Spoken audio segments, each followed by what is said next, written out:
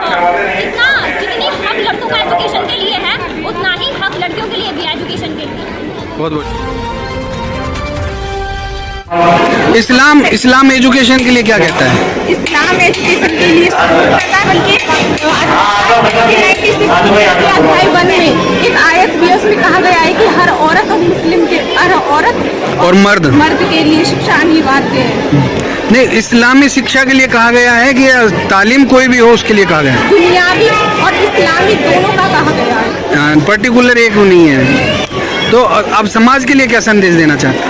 मैं ये संदेश देना चाहती हूँ कि लड़कियों को शिक्षित करना चाहिए। अगर मैं यूपीएससी क्लियर कर लेती हूँ तो मैं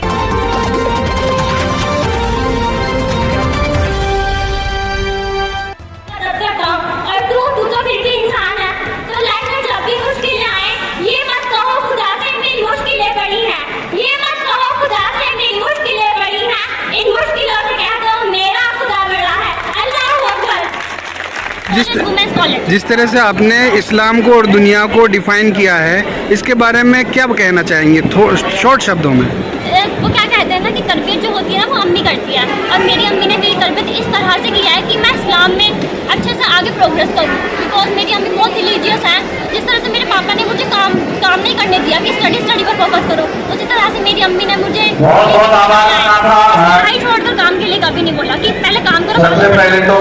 परिवार में जिस तरह से आपने ग्रेजुएशन किया है, भाई वगैरह कितने भाई हैं और कितनी मैं अपने खानदान, अपने परिवार में, अपने खानदान की फर्स्ट गर्ल चाइल्ड हूँ जो कॉलेज गई है, और मेरा भैया, बड़ा वाला भैया अपने पूरे खानदान का फर्स्ट लड़का है जो कि कॉलेज गया, उसको डॉक्टर बना है।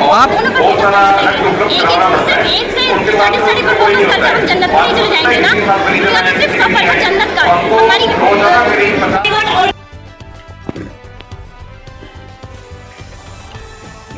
चलते हैं अलवर जिले के लक्ष्मणगढ़ तहसील, जहां पर राजस्थान रंगरेज समाज विकास समिति को तीसरा शिक्षा प्रतिभा सम्मान समारोह का आयोजन हुआ, जिसमें समाज के सैकड़ों लोगों ने ब्लड डोनेशन किया और प्रतिभा सम्मान समारोह के रूप में कक्षा 8, 10 और 12 के पोस्ट ग्रेजुएट अन्य प्रतिभागियों को भी और समाज सेवियों को, छात्र छात्राओं को सम्मानित किया।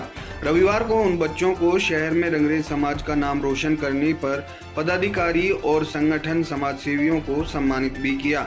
इस मौके पर उपस्थित रहे प्रदेश अध्यक्ष सलामुद्दीन खान रंगरेज, सचिव बाबू रंगरेज, कोषाध्यक्ष मुंशी रंगरेज, अध्यक्ष सुरेंद्र सिंह चौहान, करीम रब्बा साहब कोटा, इंस्पेक्टर समीम आगरा से सलामुद्दीन रंगरेज, करीम रंगरेज, रिजवान रंगरेज, नन्नू रंगरेज, मानती रंगरेज, इस्लाम रंगरेज, आरिफ रंगरेज, राजू रंगरेज, बाबू रंगरेज, याकूब रंगरेज, शब्बीर रंगरेज, अनवर रंगरेज, गुलशेर रंगरेज, ईदा रंगरेज, चांद रंगरेज आदि इस मौके पर मौजूद रहे।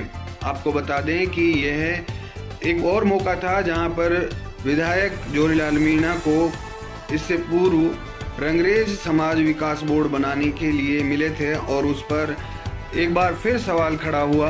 आइए हम पूछते हैं क्या रहा इस पूरे मामले में और क्या कहा विधायक जोरीलाल मीणा ने।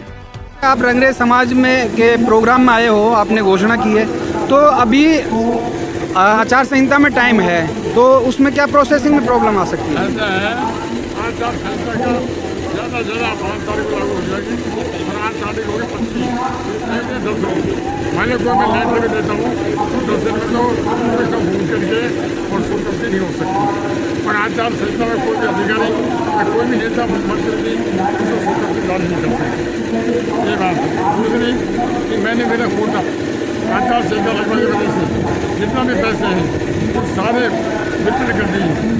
आज मैं ये स्थिति में नहीं हूँ, ऐसा भी नहीं है। अभी रंगरेज समाज ने बोर्ड बनवाने के लिए आपके पास चिट्ठी लिखवाई है, वो मुख्यमंत्री तक पहुंची, उसके लिए क्या प्रोसेसिंग हुई है? और मुख्यमंत्री से दोबारा निवेदन करूँगा और बोर्ड बनाएंगे, पूरा बहुत बहुत शुक्रिया जी। सलामुद्दीन जी, आप समिति के अध्यक्ष हैं, जिस तरह से आपने विधायक जी ने चिट्ठी लिखी हो, उनसे क्या संतुष्टि है, कितना आप मानते हैं इस बात को? कि हमने विधायक जी को चिट्ठी लिखी थी, तो उन्होंने विश्वास दिलाया कि हम राजस्थान सरकार से मुख्यमंत्री श्री अशोक गहलोत जी से मांग करेंगे और इसी सत्र में जो अभी चल रहा है आचार संहिता लगने से पहले रंगरेज समाज का बोर्ड गठन करवा के रहेंगे, ये इनसे मांग की और इन्होंने आश्वासन दिलाया कि ये रंगरेज समाज का बोर्ड गठन करवा के रहेंगे। ये मुख्यमंत्री से ये पैगाम पहुँचा चुके हैं। उसमें लाख लोग कर सका, इसको मैं क्षमा प्रार्थी हूँ और अगले ऐसे प्रोग्राम में आऊँगा। आप लोगों की कृपा होगी तो और उस संविधान भवन का अपना शिलान्यास आपके कार्यक्रमों से कराऊंगा या आप लोगों का हाथ में और बच्चों को भी सही शिक्षा और शिक्षा दे। शिक्षा एक ऐसी अमूल चीज है जो जिसका बंटवारा नहीं होता। इसलिए मैं आप लोगों को यही प्रार्थना करूँगा कि समाज में जो भी कुर्सियाँ हैं उनको दूर करें और शिक्षा के आगे बढ़ाएं।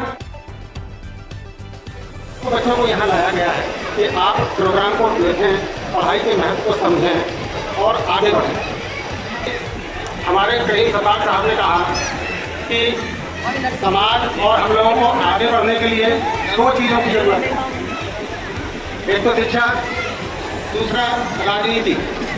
चाहे उनकी सामने वो साथी हो जाए, लेकिन मैं ये भी कहता हूँ कि दो नहीं तीन चीज़ों की जरूरत है और हो सकता है आपको चौथी की जरूरत नहीं। मैं कहता हूँ कि पैसा एक बहुत अहम किरदार निभाता है किसी भी व्यक्ति को आगे बढ़ने के लिए, और जिन बातों को हम लोग नजरअंदाज करके चलते हैं वही चीज़ें हम लोगों को इतने आगे तक ले जा सकती हैं कि हमें कभी किसी के आगे हाथ नहीं फैलाना पड़ेगा।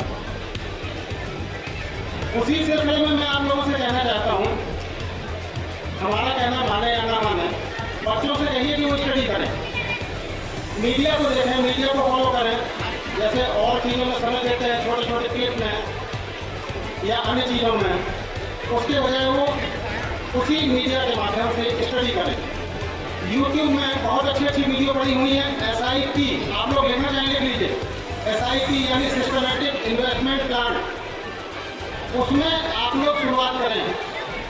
उसमें शुरुआत करने के लिए आप लोगों को कुछ नहीं करना है। अगर केवल एक बच्चे के नाम पर 10 रुपये रोज का भी बचाया जाएगा और उसे सही ढंग से पैसे को इस्तेमाल किया जाए, हमारी बहन बेटियाँ बहुत अच्छी तरह कर सकती हैं इस काम को।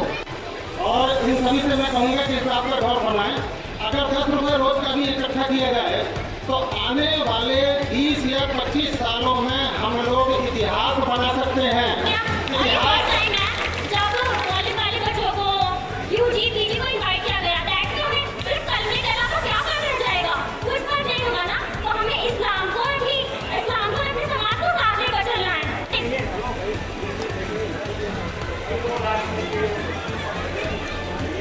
बहुत बहुत आभार आप सभी इनके फैमिली मेंबर्स का कि आप भी साथ में आए और अच्छा लगा, सारे के सारे एक साथ आए।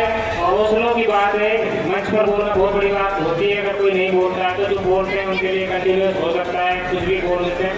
लेकिन अभी जो बेटी जीनत है, इसने कहा है कि मुझे बोलना है। अब यदि आप जमीन बना लोगे